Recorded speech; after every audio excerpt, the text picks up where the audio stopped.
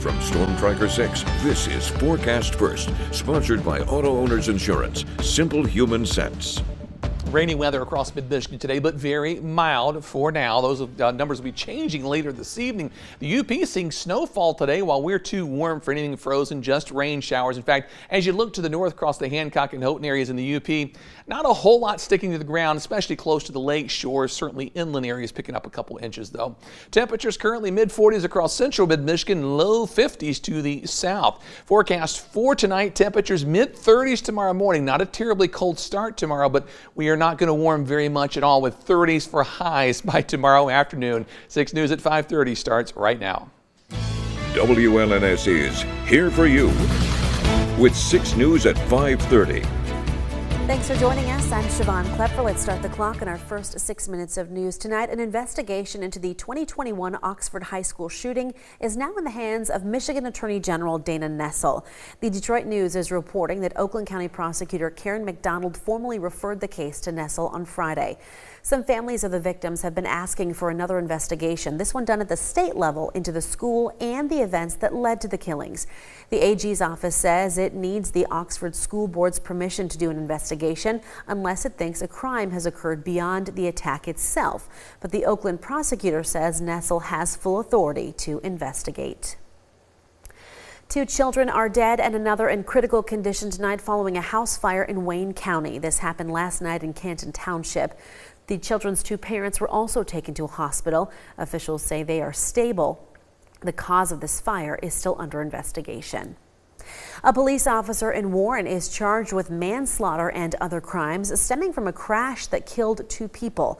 The Macomb County Sheriff's Office says 28-year-old James Burke was driving with another officer as a passenger when they crashed into another vehicle during a chase in September. 34-year-old Cedric Hayden Jr. and 33-year-old DeJuan Pettis were killed in that crash. Burke was arraigned on Friday and released on a $100,000 bond. Staying in Michigan, a Waterford man is charged with ethnic intimidation, making a threat of terrorism, and other crimes. Prosecutors say 28-year-old Noah Johnson went into a gas station in Pontiac on Friday with a lit cigarette and a gas can and then poured gas around the store. They say he also used anti-Muslim slurs against the clerk. Police found and arrested him soon after leaving the gas station, they say. We'll take a look at this. One person was hurt when a car drove off a parking garage and through the roof of a casino below. This happened just this morning in Evansville, Indiana. Only the driver was injured and was taken to a hospital.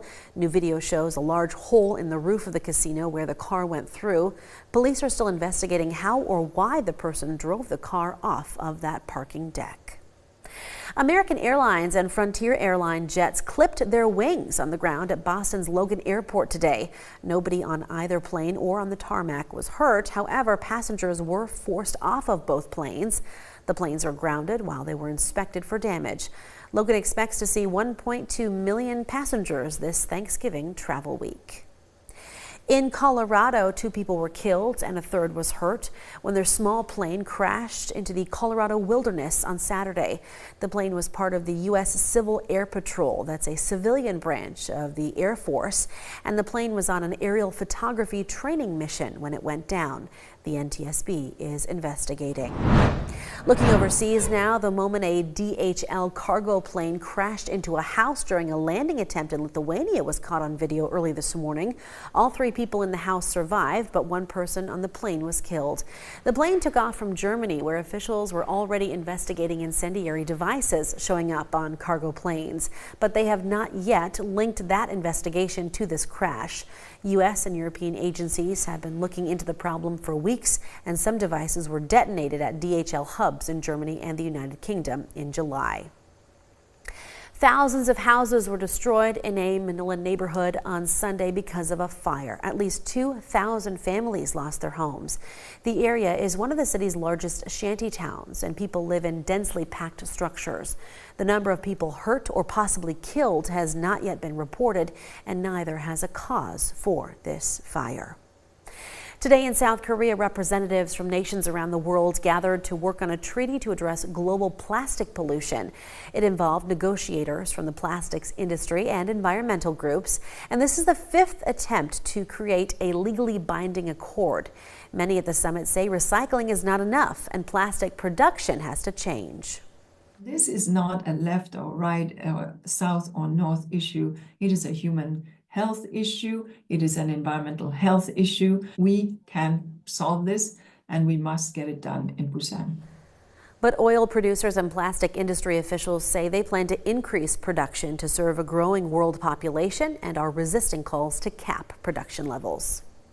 Staying with the environment, after more than 30 pilot whales beached themselves in New Zealand, people living in the area and conservation workers, they were able to rescue most of them. They used sheets to refloat the whales and get them back into the water. However, 4 of the whales died before they could be rescued. This part of the world is known for whale strandings, and it's believed that the shape of the land and the shallow waters confuse the whales.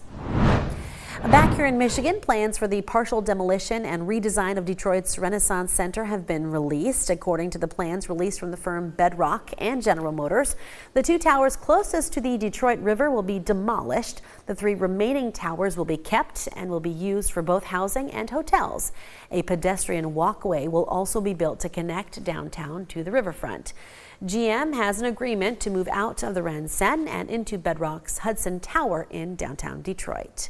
And rounding out the first 6 minutes of news, Michigan Humane, an animal shelter in Detroit, wants volunteers to give their dogs a vacation from the kennels. The shelter's Canine Sleepover program helps dogs that are up for adoption adapt to a home environment. The program has been so successful that it's even generated some adoptions. Staffers say just one night away from the shelter is beneficial to the pups. Come into the shelter, do a tour, do a meet and greet with one of the dogs. If it's something that you're considering, you can offer a night, and if it goes well, you can even just call and extend that. So if you're just willing to take that chance and go for a night, it's a wonderful opportunity. Michigan Humane provides foster families with everything they need for the sleepover, including food, toys, bedding, and more. I love this idea. I mean, who doesn't like a night away, especially the pups who are in the kennel for so long? Right, and it's great. It's hard to commit to a dog potentially for 25 years or so. Right. So one night, if you want to see what that's like, it's My fun. dog would love for us to have a pup over for a sleepover. Something maybe we should think about maybe doing here in mid-Michigan. Mom and Dad maybe not so much. Oh yeah, I see where you're going with that. Same. But for the dogs who like to be outside and enjoy some cool weather, Yeah. my dog's looking forward to a little snow. We've got some in the forecast. Your full forecast with David right after the break. Thank you, David.